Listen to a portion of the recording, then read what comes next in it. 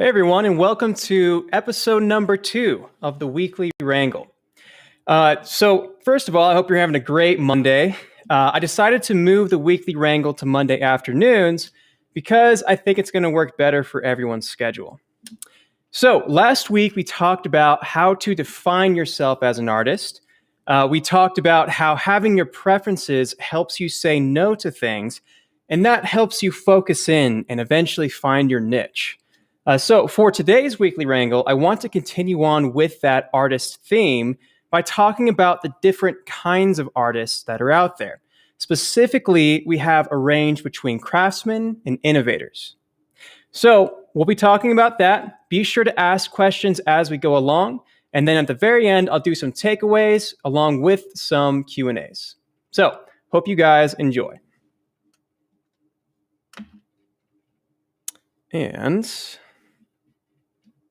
there we go. Thinking about the artist, so when we're thinking about the artist, it's going to be useful to think of this in terms of two kinds of people. And I almost think of this as a spectrum, where if we take the extreme of one and the extreme of others, we can find where we are in relation to these two characters. And so to explain this fully, we have our good friends, Alfredo the innovator, and Kathy the craftsman. Now, these two characters are both artists, and what makes them artists are the fact that they both use some kind of artistic medium, and so that can mean painting, 3D graphics, music, or even something like business, as an example. And when they're using that artistic medium, what makes it artistic is the fact that there's some sort of degree of subjectivity to how it's done. So that means there can be multiple right and wrong answers to how, what, or why something should be done. And so again, to make something an artistic medium, there needs to be this open-ended solution to whatever you're trying to do. Now, the difference between, let's say, an artist and a hobbyist, though, is the fact that the artist wants to use this artistic medium to help with achieving success in their life. The medium is part of how they define success for themselves, and again, that's why that's different than what a hobbyist does. So you can paint as a hobby, but again, that hobby might not be central to how you define success in your life. Whereas for an artist, that is more of a factor. So in order to understand the differences between Alfredo and Kathy, we have to take a look at the differences. So an innovator is defined by achieving your full potential and pursuing your own spiritual growth and exploration through the use of the artistic medium. That's what success means to the innovator. And so if we take a look at that, we can say that in general, the innovator is more concerned with their individual journey, exploration, and expression of the medium and how that relates to the world. Whereas the craftsman cares more about the lifestyle. So success for the craftsman is about achieving a lifestyle which allows you to use your medium while serving a client, studio, or customer for money and stability. And that's the primary difference. The innovator cares more about the individual potential, exploration, and expression. The craftsman finds success in having a lifestyle that's enjoyable, that's less stressful because there's more money and stability, and that is purely defined by serving a client, a studio, or a customer. Now, in the last video, I talked about how in order to find yourself as an artist, you need to follow your own preferences. But since then, I was thinking about it, and that whole idea makes sense for the innovator and is less true for the craftsman. And so I'm going to modify what I said last week and say that for the innovator, that's the kind of artist that cares about the independence of their opinions. They need to follow their own preferences, and that's what defines them as an innovator. Whereas the craftsman, on the other hand, cares more about security and harmony. So security needs to be there because, again, success is all about having that lifestyle, being able to, let's say, paint all day and make enough money and enjoy the medium and just live more simply by defining success as that lifestyle.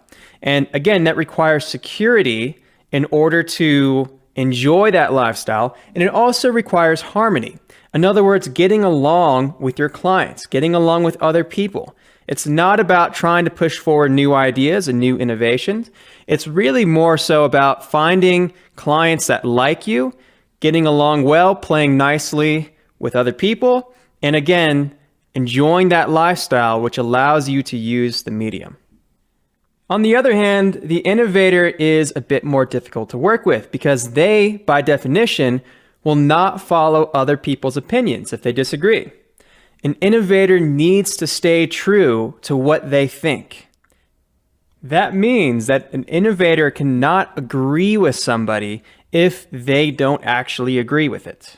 They have to stay true to what they think and they cannot deviate. So in other words, the innovator is not there to serve the client. Innovator is not there to serve the studio. The innovator is there to serve what they believe is correct and true. And if they don't follow their own opinions, their own preferences, then for them, that's not achieving their individual potential, and it's also not pushing forward their own spiritual growth and exploration. If you always agree with the client in the studio, there's no way that you can push boundaries. There's no way that you can really push that spiritual growth and exploration because you are not remaining true to what you believe. Whereas on the other hand, again, the craftsman doesn't mind letting the client studio override their opinions. In the pure form of a craftsman, that is all about serving other people, and it's about using that medium to do so. We can also generally say that the innovator is more idealistic, whereas the craftsman is more practical. So let's go over some pros and cons for Alfredo the innovator. We can say that innovators enjoy the ultimate freedom and independence. Again, they're not bound by the opinions of others. They can use the medium however they want.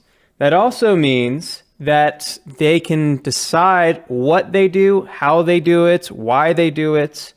Again, it's the ultimate pro of being an innovator is that independence. But the con here is that they also need to be very self-motivated, and they might not have the constant support and discipline that you get from being on a team. People that work with teams or that are there to work with clients and studios, etc., they have that support. They have the people putting deadlines in front of them and pushing them forward when they might need a little kick in the pants. Another pro for the innovator is that they usually achieve higher levels of recognition than craftsmen do if they're recognized. So these are the people that you usually hear about when they become well known because they're the ones doing new things. So I kind of think of this in general as the innovator is more likely to find themselves at the, let's say, top levels of responsibility because of the fact that they're the ones that are doing new things. Whereas one con to that is that they can also be the people that you never hear about if they are not recognized. So, innovators who can't break ground are usually hardworking, broke, and might have a difficult time dealing with the world because they're never getting by very easily. When you don't have that team, when you don't have that stability that a craftsman has, if you can't ever break ground as an innovator, then you are going to be in a more difficult circumstance because of the fact that you're not making money, you're working hard, you're trying to follow, this independence, this spiritual journey. But again, in the meantime, life is really hard because you don't have money. Now, I consider it a pro that innovators are not as reliant on others for making money. They can define how they make money on their own terms, and they have the leverage to do so because of the fact that they're more rare. But on the other hand, it can also be hard to make money because it's not as straightforward like it is for the craftsman. For the craftsman, it's very simple. All they need to do is serve the client gives them money, and that's the end of the story. Whereas a lot of times innovators need to be very creative on how they charge people money. Think like fine artists and painters who sell multi-million-dollar paintings to high-paying clients. That method and getting to that market is very difficult and not straightforward to do. And so my argument is that if you're an innovator, you also need to be very inventive in how you eventually sell your work and make money. One pro to the innovator is that they can also enjoy the artistic medium on a much deeper, advanced level than a craftsman can. This is because their day-to-day is all about finding the boundaries and pushing them. Whereas a craftsman, on the other hand, might do the same sort of task every single day, or might be trying to do simple things that the client wants and isn't there always trying to push their abilities.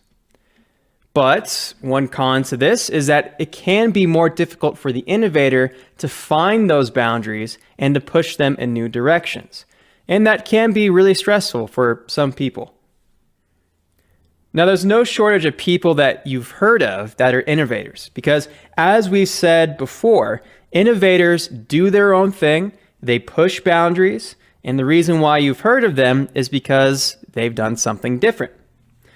As an example, we have Beck, who's an incredible musician whose entire life is pretty much defined by being an innovator. We look at here at his early life, it says that he was feeling like a total outcast. He dropped out of school after junior high, most likely to just go out and do his own thing. He also attended the Los Angeles City College, not as a student, but he was just hanging out there, pursuing records, books, old sheet music, and he used a fake ID to sit in on classes. So again, this guy, he wanted to do stuff on his own terms. He wasn't trying to play it safe by any means. He took a bus all the way out to New York with $8 and a guitar. And he was, not really mainstream at all. So he kind of found his clique of musicians who were outcasts like him, and they started finding ways to push boundaries and do new things. And that made him different. So if you look at any innovator, a lot of their backstories are similar in that sense, where from a very early age, they're just kind of always doing their own thing.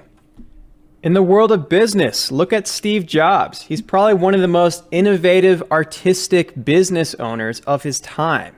And yes, I know that there are a lot of Steve Jobs fanboys and girls out there, but say what you want about the guy, he definitely was an artist, and he definitely is perhaps one of the most epitome personalities of an innovator. He was difficult to work with. He always stuck with his opinions. From an early age, he was always going off and doing his own thing. He didn't really care about harmony and a consistent lifestyle. Instead, he was trying to push his spiritual boundaries. He went off to India on a spiritual journey just to understand the religion and the people over there. And when he went to Reed College, again, he wasn't really a student at Reed College. He just was able to sit in on a few classes that the professors let him sit on.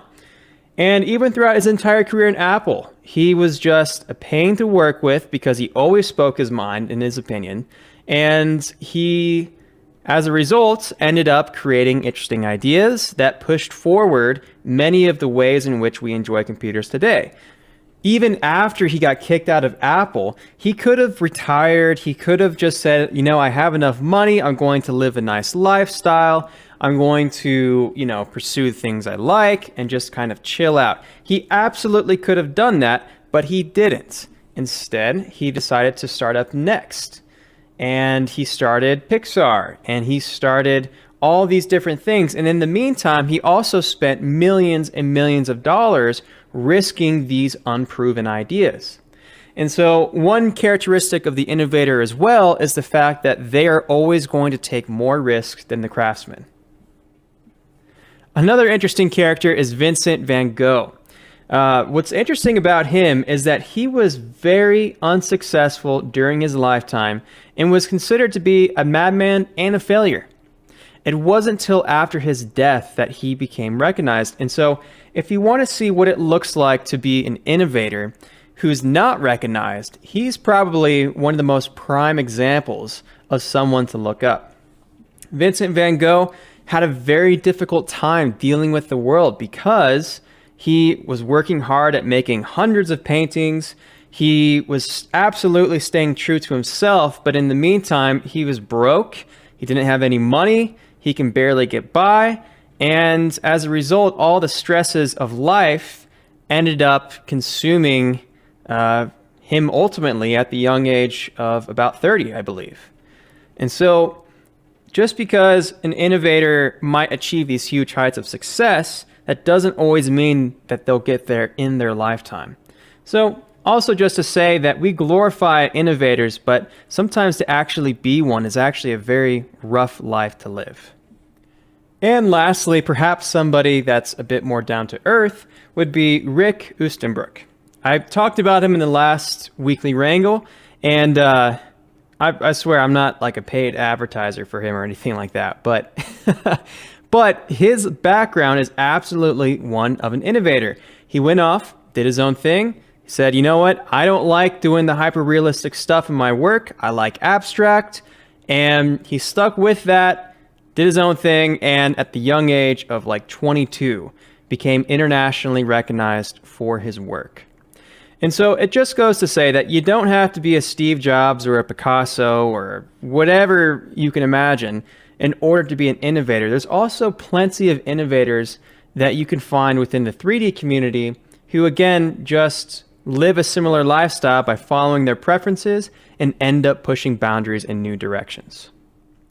Now, we can't forget about Kathy, the craftsman, because craftsmen are very important too. Craftsmen don't need to take as much financial risk. Again, the situation is pretty straightforward. You have a client or studio, you make money, you make them happy, and you enjoy the lifestyle. But they also don't ascend to the same heights as innovators do. And so craftsmen are usually the folks you haven't heard about, not because they're not good at the medium. A lot of them are very, very good at the medium, sometimes better than the innovators because they practice more. But they don't ascend to the same heights because they don't push the boundaries in new directions. Craftsmen can also honor their responsibilities to other people better than innovators can. That's, again, because innovators need to take more risk. So if you're somebody who wants to have a family, who wants to take care of their parents when they get older and have the money to do so, if you have other people that are reliant on you for any reason, it's a lot riskier to be an innovator than it is to be a craftsman. And so if you want to honor those around you, you have to consider those responsibilities. And that's a good case for being a craftsman. They also need to deal with other people who might be difficult to work with, more so than the innovator does. Again, you need to work for others for money. That means you have to deal with other people. Some folks are easier to deal with than others, but, well, there's no shortage of stories of clients who have just been an absolute nightmare and who are abusive towards artists when they get just a whiff of power. And so that's not everybody. A lot of cynical folks say that that's all clients, but I don't believe that. But it is definitely more of a thing that you have to deal with if that's the game you're playing. Also, another pro is that craftsmen can enjoy the lifestyle of using the artistic medium with less stress than the innovator. Because craftsmen don't have to worry about getting by and how to sell their stuff and how to keep going, because the answer is straightforward, they can just spend more time enjoying that painting, enjoying the 3D process. They can just spend more time with their medium every day because, again, there's not things taking them away from that. But the con is that they often need to take on projects that are not challenging to them. A lot of times a client wants the same thing every single time. It might not be a challenge to you, so you might be rather stagnant in your growth as an artist because you're not trying to push those new boundaries. Art can also be less consuming to the rest of their life than it is for the innovator, and so it's easier to be a balanced person as a craftsman. If you want to have a 9 to 5 easy schedule, everything's laid out for you with what you need to do for the day, it's way easier to plan out a balanced life, have your weekends, know when you want to go work out, and et cetera, et cetera. It's easier to do that as a craftsman than an innovator, because the innovator is always living in a state of more chaos than the craftsman is living in. But it's easier to get bored. There's a lot of craftsmen who, again, take on the same sort of projects every time. It's not challenging to them, and it's easy to get bored if that happens to you. Also, money is not as much of an issue as it is for the innovator, especially during the early portions of a career, or really any time before an innovator gets recognized. Money is one of the biggest reasons why you become a craftsman. We all need to eat. We all need to have, a roof over our head. If you live in the States, apparently you need to pay a mortgage just to have health insurance. Whatever the logistics are of the situation, money is crucial for survival, and the craftsman doesn't have to worry about that nearly as much as the innovator does, especially early in life. But a craftsman, again, is not going to be as recognized as a successful innovator. Making money is straightforward, though, and it doesn't require a large degree of creative thinking. That means more time doing art, less time stressing out on how to get by, and craftsmen are at the mercy of those who hire them, both financially and in their artistic opinions. So, with craftsmen, it really comes down to, again, what do you value? What does success mean? If harmony, stability, lifestyle, just being able to enjoy the medium without all the baggage, if that's what you think success is for you, then a craftsman is definitely the way to go. Take a look at the end credits of any movie, and you will find plenty of examples of people who are craftsmen. Now, one thing to realize is that most artists end up being craftsmen, and craftsmen are responsible for creating the big art projects that we all know and love. And so without artists becoming craftsmen, we don't have these large team projects making amazing movies and making amazing works of art and making music. All of these things that are team sports require craftsmen. And, well, anyway, I think you get the point here. Now, always be sure to keep in mind here that we're taking two extreme examples to illustrate a spectrum where most people live somewhere in between. So a lot of folks, they might be hired by a company, but the company might allow them to act as an innovator by giving them autonomy. And so you can find situations that are both craftsman-like and innovator at the same time. But to find that situation, usually folks who get hired for those roles start off as innovators to begin with. So anyway, it's good to just know that we're talking about a spectrum here, and there are people who find themselves in between. So Koji Kondo is probably one of the best examples of somebody who found himself in between being an innovator as well as a craftsman. He is the guy who wrote all the main soundtracks that you hear with the Mario theme song, with the Zelda soundtracks. He's responsible for really pioneering a lot of those music compositions that we all know and love from the classic Nintendo games. And what's cool about his backstory is that he was a bit against the grain during college because he was never classically trained in piano. I imagine his family and everyone else around him probably wanted him to be classically trained because that was the known route to go if you wanted to make music.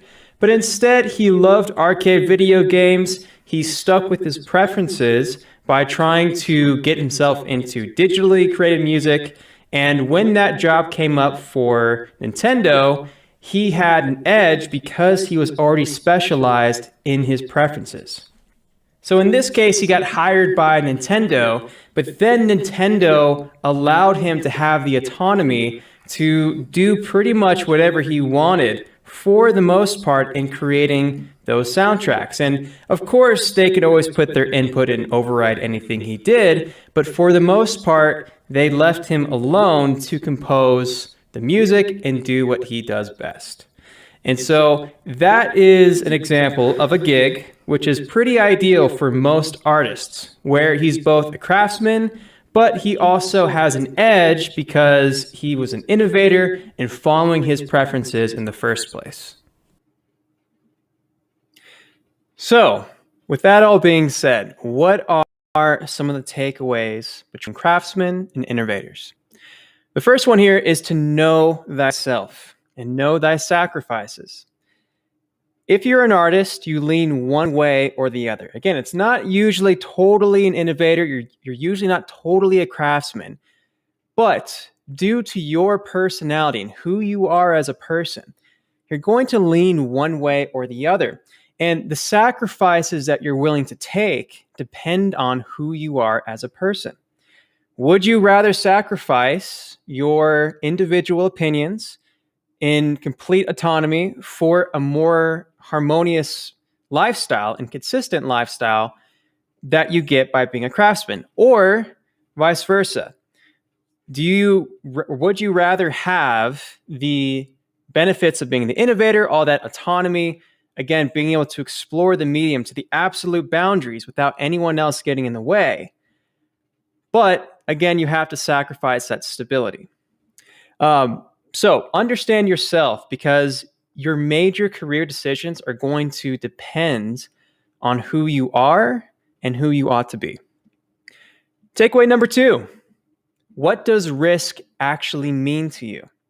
Now, when I talk about risk, we always think about money, and that is a risk. Obviously, for the craftsman, money is a huge risk because that is the difference between living a comfortable life and having that lifestyle that you can build where you just enjoy the medium.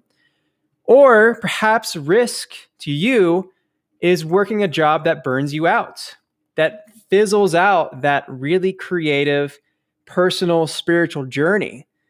And I know a lot of artists that they've worked at a studio, they can't have their own opinions.